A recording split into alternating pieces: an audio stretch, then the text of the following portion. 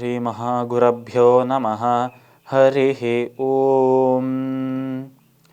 சதாசிவசமாரம்பாம் சங்கராச்சார்யமத்யமாம் அஸ்மதாச்சார்யபர்யந்தாம் வந்தே குருபரம்பராம்.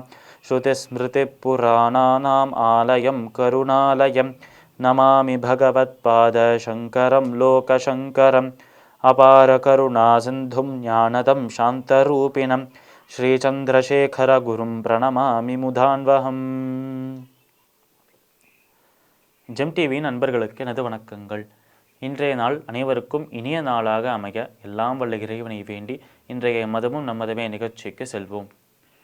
இன்றைக்கி நம்ம ஸ்ரீ சௌந்தர்ய லஹரியிலிருந்து ஒரு ஸ்லோகத்தை விளக்கத்துடன் பார்த்துட்டு நேற்றைய தினத்தின் நீதிக்கதையின் தொடர்ச்சியை காண்போம். தவாதாரே மூலே சஹசமயயா லாஸ்ய பரயா நவாத்மானம் மன்யே நவரசமஹா தாண்டவ நடம் உபாபியாமேதாபியாம் உதய விதிமுத்திஷ்ய தயயா சநாதாபியாம் ஜக்ஞே ஜனக ஜனனி மஜ்ஜகதிதம். இந்த ஸ்லோகம் ஸ்ரீ ஆதிசங்கராச்சாரியால் இயற்றப்பட்ட ஸ்ரீ சௌந்தர்ய லஹரியின் 41வது ஸ்லோகம். நம்ம ஆதிசங்கராச்சாரியால் இயற்றப்பட்ட இந்த சௌந்தர்ய லஹரி இதில் 2 பகுதிகளாக பிரித்திருக்கிறார்கள். முதல் 41 ஸ்லோகம், இந்த ஸ்லோகம் வரைக்கும் ஆனந்த லஹரி என்று பெயர். அடுத்து வரப்போகிற ஸ்லோகங்களுக்கு சௌந்தர்ய லஹரி என்று பெயர். மொத்தமாக இந்த காவியத்திற்கு, இந்த ஒரு படைப்புக்கே சௌந்தர்ய லஹரி என்றான் பெயர். ஆனால் இதில் இருக்கும் முதல் 41க்கு ஆனந்த லஹரி என்று பெயர். அது இந்த ஸ்லோகத்துடன் நிறைவடைகிறது, முதல் பகுதி. அப்படி இதில் என்ன சொல்லி முடிக்கிறார் நம்மளோட ஆதிசங்கராச்சாரியா? ஆனந்த லஹரியை என்றால் அனைத்துமே அந்த அம்பாளின் சொரூபமாக தான் இருக்குது. முடிவாக முடிக்கும்போது மங்களத்தோடு முடிக்கணும் அல்லவா, நிறைவு செய்யணும் அல்லவா? அப்படி நிறைவு செய்யும் போது மங்களத்தோடு சொல்கிறாராம், அனைத்தின் சொரூபமாக இருப்பதும் அந்த அம்பாள் தான். அஞ்ஞான இருளை, அந்த அறியாமை என்னும் இருளை விளக்கும் ஞான ஒளியாக இருப்பது அந்த அம்பாள் தான். இப்படி அனைத்தின் சொரூபமாக இருப்பவள், அனைத்தையும் படைத்தவளாக இருப்பவள் அவளே அந்த முக்கியமான தத்துவங்களாக இருந்து பிரபஞ்சத்தை அனைத்தும் படைத்து நம்மையும் படைத்து நம்மளுடைய வாக்கில் அந்த அம்பாளையே துதிக்கும் விதமாக, அம்பாளையே வழிபடும் விதமாக நம்மளே மாற்றினால் நம்மையும் ஒரு கருவியாக மாற்றிக்கொண்டார். அப்படி நம்மையும் ஒரு பொருளாக்கி கொண்டு அந்த அம்பாளையை வழிபடுவதற்கான அந்த ஒரு கருணையை தந்த அந்த அம்பாளை அனைவரும் வணங்க வேண்டும்.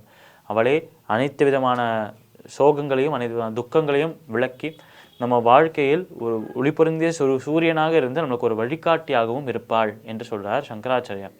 அப்படி இருக்கும் அம்பாளை வழிபடுகிறவர்களுக்கு எப்பொழுதும், எந்த நேரத்திலும், எந்த காலத்திலும் எந்த கவலையும் வராது, எந்த கஷ்டமும் வராது.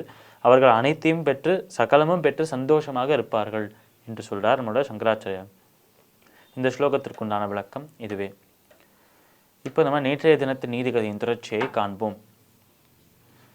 இந்த ஒரு பீஷ்ம பிதாமகரானவர் தன்னுடைய தாயின் சொல்லை கேட்டு அதை மதித்து அந்த அஸ்திரங்களை எடுக்காமல் மீண்டும் போயிட்டு அந்த கிரியைகளை செய்ய ஆரம்பிக்கிறார்.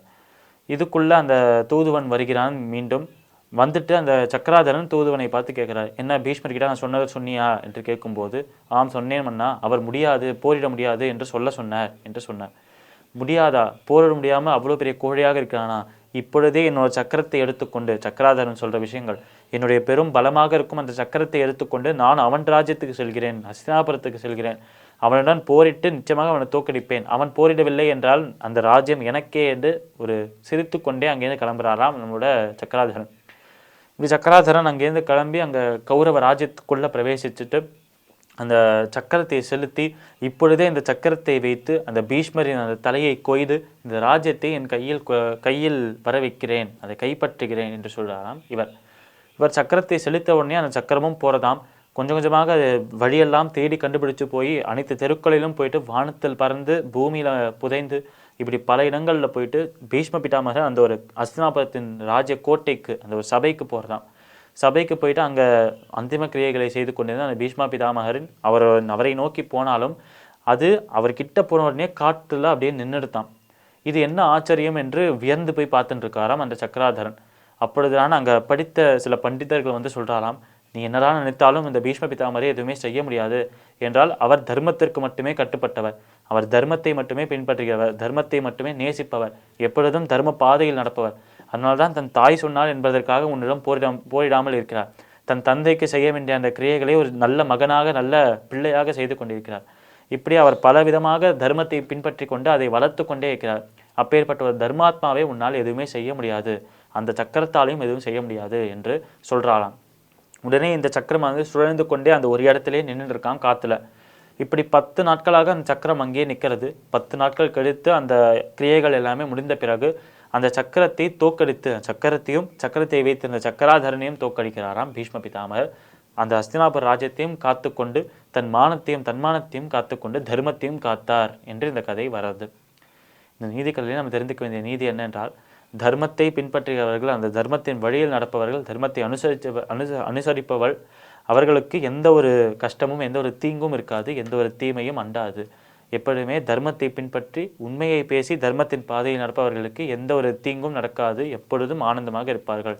அவர்களுக்கு பகைகளும் இருக்காது, பகை உடையவர்களாக கொடியவர்களும் பக்கத்தில் இருக்க மாட்டார். எப்பொழுதும் ஆனந்தமான ஒரு வாழ்க்கை அந்த இறைவனின் அருளால் கிடைக்கும் என்று இந்த ஒரு கதையிலிருந்து தெரிய வருது. இந்த நீதி கதையின் நீதி இதுவே. மீண்டும் நாளை சந்திப்போம். நன்றி, வணக்கம்.